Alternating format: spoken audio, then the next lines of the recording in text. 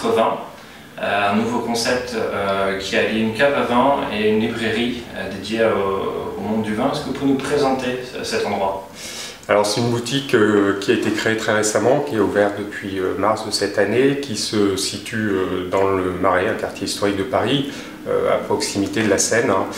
C'est une boutique très ancienne, voilà, qui est assez typique du quartier, avec des poutres, des pierres, et qui se divise en deux parties, une partie consacrée au vin blanc essentiellement, et une partie consacrée à une librairie technique sur le monde du vin.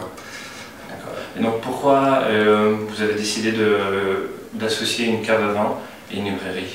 Alors ça s'inscrit dans une démarche de reconversion. Je suis ingénieur de formation à l'origine et je souhaitais changer d'activité professionnelle. Et donc j'ai construit un projet autour du vin pour différentes raisons. D'abord, ça me semblait être un bon support à la fois sur des aspects relationnels et des aspects culturels. Et puis ça me semblait être aussi un projet viable économiquement. Et par rapport à ça, je suis parti d'un constat initial qui était qu'à Paris, l'offre de livres sur le domaine du vin était relativement pauvre. Et donc c'était mon point de départ. Et j'ai souhaité assez rapidement lier ça à une offre assez classique de caviste. D'abord pour répondre effectivement à une aspiration personnelle. Quand on est amateur de vin, on aime être proche du produit. Et puis aussi pour répondre à une question de crédibilité, c'est-à-dire vendre des livres techniques tout en étant effectivement en contact direct avec le monde du vin, avec les producteurs, etc. me paraissait effectivement intéressante dans cette problématique de crédibilité.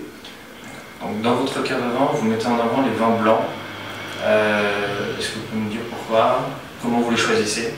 Alors là aussi, ça s'inscrit dans cette démarche-là. Quand on entreprend une démarche de reconversion, on a souvent effectivement un certain niveau d'exigence, notamment par rapport à la créativité.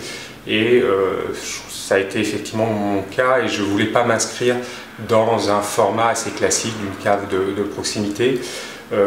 Et j'ai voulu effectivement mettre en avant ma préférence personnelle qui tourne autour du vin blanc.